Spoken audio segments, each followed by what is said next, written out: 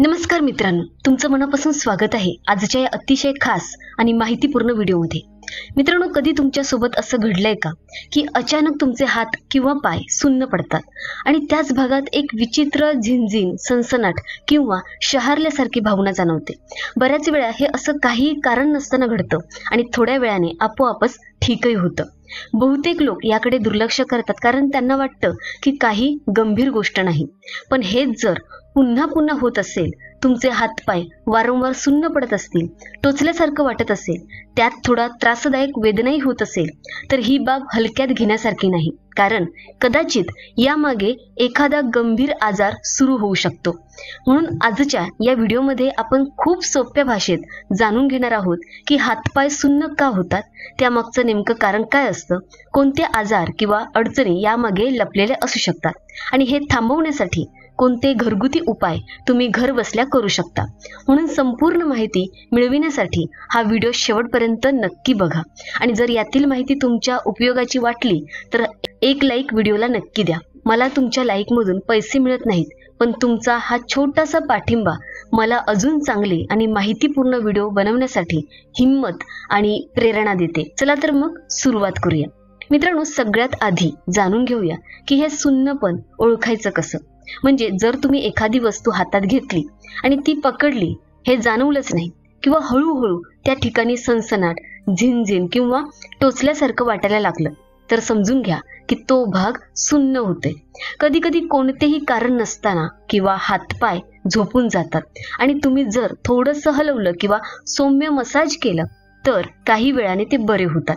पण ही अडचण का होते, तर आपल्या हातापायात खूप सारी नसं असतात आणि जर त्या नसांमधून रक्तप्रवाह व्यवस्थित नसेल, अडथळा येत असेल, तर तेथे झिंझिन, सुन्नपणा आणि जळजळीसारखा त्रास सुरू होतो। ही अडचण अनेक कारणांमुळे होऊ शकते, पण त्यातील दोन प्रमुख कारणं म्हणजे पहिलं कारण आहे कार्पल टनल सिंड्रोम।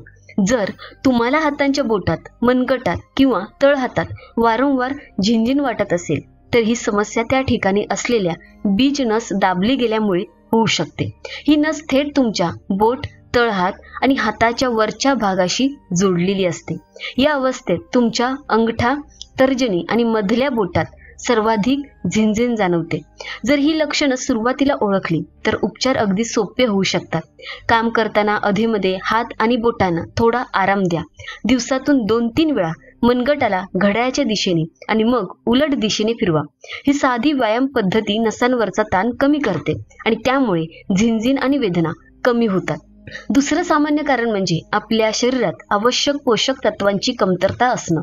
जेव्हा आपल्या शरीरात व्हिटॅमिन B12, पोटॅशियम, कॅल्शियम, लोह आणि मॅग्नेशियम यासारख्या महत्त्वाच्या खनिज आणि जीवनसत्वांची कमतरता होते, तेव्हा आपले हात आणि पाय सुन्न पडू लागतात। अशा वेळी शरीर लगेच थकायला लागतं, अशक्तपणा जाणवतो आणि आळस वाढतो। जर ही पोषक तत्व तुम्ही आहारातून मिळवू शकत असाल तर तो सगळ्यात चांगला मार्ग आहे। गरज असल्यास डॉक्टरांचा सल्ला घेऊन सप्लिमेंट्सही घेऊ शकता, पण शक्य असेल तिथे रोजच्या जेवणातून ही पोषण मूल्य मिळतीलच याची काळजी घ्या, म्हणजे औषधांची गरजच पडणार नाही। खूप घट्ट कपडे घालणं, सतत एका स्थितीत बसणं किंवा उभं राहणं यामुळेही नसांवर दाब येतो आणि झिंझिन किंवा सुन्नपणा जाणवू शकतं। जर तुमचं शरीर हालचाल न करता दिवसभर खुर्चीवर बसून राहत असेल तर रक्तप्रवाह मंदावतो आणि याच कारणामुळे अशा समस्या सुरू होतात। कधी कधी ही लक्षणं थायरॉइड, मधुमेह, स्ट्रोक किंवा कोणत्या तरी नसांशी संबंधित गंभीर आजारामुळे सुद्धा होऊ शकतात। म्हणूनच जर हे वारंवार घडत असेल तर डॉक्टरांकडून एकदा तपासणी करून घ्या।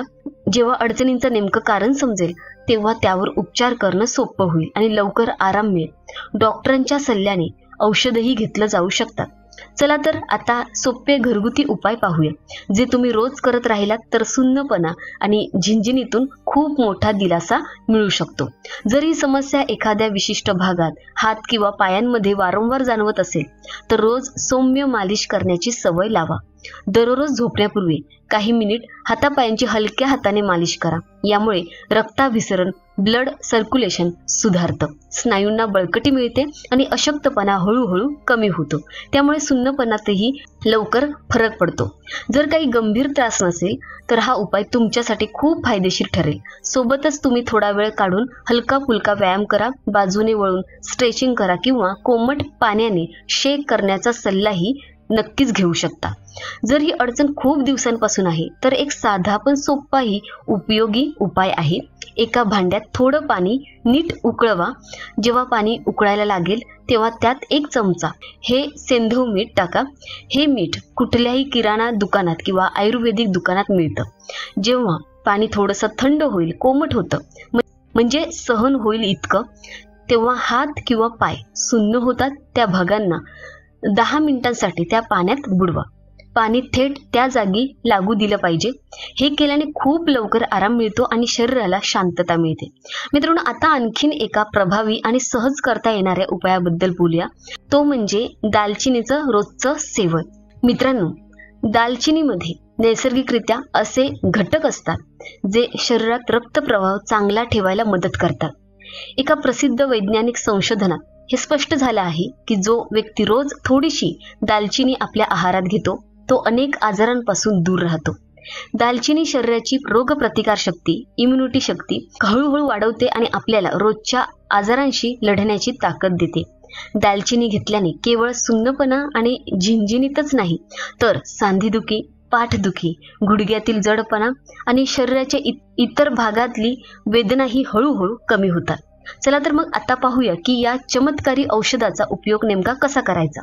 सर्वात पहिला सोपा उपाय म्हणजे अर्धा चमचा म्हणजे 1 छोटा चमचा दालचिनी पावडर घ्या आणि ते कोमट पाण्याच्या एका ग्लासमध्ये मिसळून सकाळी उपाशी पोटी प्या।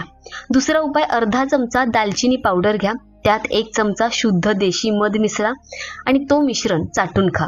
त्यानंतर 1 ग्लास कोमट पाणी प्या।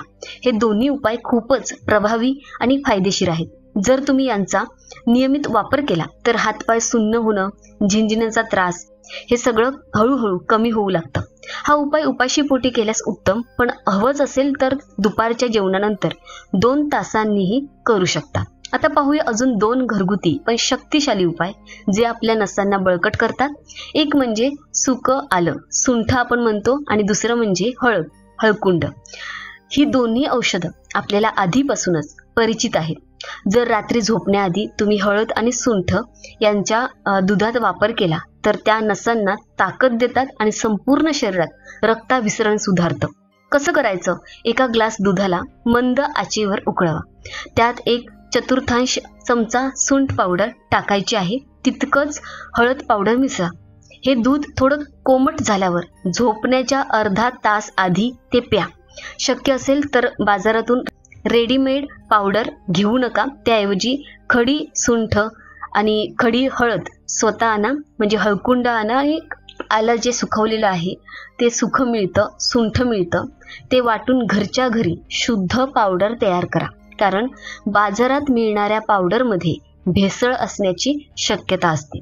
घरचं औषध जास्त गुणकारी आणि सुरक्षित असतं। पुढचा महत्त्वाचा मुद्दा, रक्तप्रवाह कायम सुरळीत ठेवणं। यासाठी काही छोट्या सवयी लावून घ्या। दररोज सकाळी किंवा संध्याकाळी किमान तुम्ही 15 ते 20 मिनिटं चालायला जा, थोडा वेळ योगाभ्यास करा आणि मोहरीचं तेल किंवा तीळ तेल घेऊन रोज हातापायांना मालिश करा।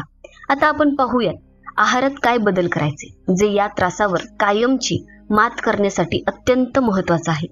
तुमच्या जीवनात अशा गोष्टी असाव्यात ज्यामध्ये विटॅमिन B12, पोटॅशियम, कॅल्शियम, लोह आणि मॅग्नेशियम भरपूर प्रमाणात असतं। काही उपयुक्त गोष्टी, केळं पोटॅशियमसाठी उत्तम, पालक लोहाचं भरपूर प्रमाण, खजूर, मनुका, तीळ, गुळाचे लाडू, चकली हे पदार्थही उपयुक्त।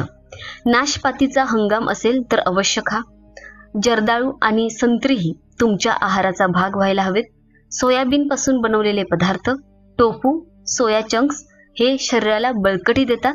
आता पाहूया विटॅमिन B12 कुठून मिळतं। जमिनीखाली उगवणाऱ्या भाज्या जसं की बटाटा, गाजर, मुळे, रताळ यामध्ये हे भरपूर प्रमाणात असतं।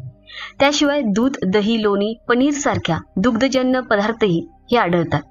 जर तुम्ही मांसाहारी असाल तर अंडी, मासे, चिकन आणि सी फूड यामध्ये B12 चांगल्या प्रमाणात असतो। पण लक्षात ठेवा, अतिसेवन करू नका, यामुळे युरिक ऍसिड आणि कोलेस्ट्रॉल वाढू शकतो। जर नॉनव्हेज घ्यायचं असेल तर माशांचा पर्याय सर्वोत्तम आहे, कारण इतर मांसाहारी गोष्टींपेक्षा मासे अधिक आरोग्यदायी असतात. एक अत्यंत सोपा आणि प्रभावी उपाय. रात्री 1 मूठभर मनुका पाण्यात भिजवून ठेवा. सकाळी उपाशी पोटी ते पाणी प्या आणि त्या मनुकाही खा. हा उपाय सलग 2 महिने केल्यास अनेक शारीरिक अडचणी हळूहळू कमी होतात. खजूर, डाळिंब, चांगले पिकलेले पेरू आणि डार्क चॉकलेट या गोष्टी शरीराला आवश्यक पोषक तत्व देतात. लसणाचा वापर नक्की करा, कारण तो शरीरातला रक्तप्रवाह वाढवतो आणि हेच तर आपल्या त्रासांवर खरं औषध आहे. तुम्ही लसूण भाजीमध्ये घालू शकता किंवा मग सकाळी उपाशी पोटी 2 लसूण पाकळ्या बारीक चिरून त्यावर 1 चमचा मध घालून चावून खा. हा साधा उपाय शरीरासाठी खूप फायदेशीर ठरतो. हिरव्या पालेभाज्या, जमिनीपासून मिळणाऱ्या भाज्या, फळ आणि सुकामेवा हे सगळं तुमच्या शरीराचं पोषण वाढवायला मदत करतं. ड्रायफ्रुट्स खाण्यापूर्वी नेहमी 6 ते 8 तास पाण्यात भिजवून ठेवा आणि मग सकाळी त्यांचं सेवन करा. यामुळे ते पचायला हलके होतात आणि शरीराला जास्त फायदा होतो. हे लक्षात ठेवा की आपल्या शरीरातील बहुतेक आजार आपल्या आहार आणि दैनंदिन सवयींशी जोडलेला असतं. तर जर तुम्ही तुमच्या जेवणाकडे आणि जीवनशैलीकडे थोडं लक्ष दिलं तर तुम्ही कायम तंदुरुस्त आणि निरोगी राहू शकता. जर या व्हिडिओतली माहिती तुम्हाला थोडीशीही उपयोगी वाटली असेल तर एक छोटासा पण मनापासूनचा कमेंट करा आणि ही माहिती तुमच्या कुटुंबीय, मित्रमंडळी आणि नातेवाईकांसोबत शेअर करायला विसरू नका. पुन्हा भेटूया पुढील व्हिडिओमध्ये. तोपर्यंत श्री स्वामी समर्थ. धन्यवाद.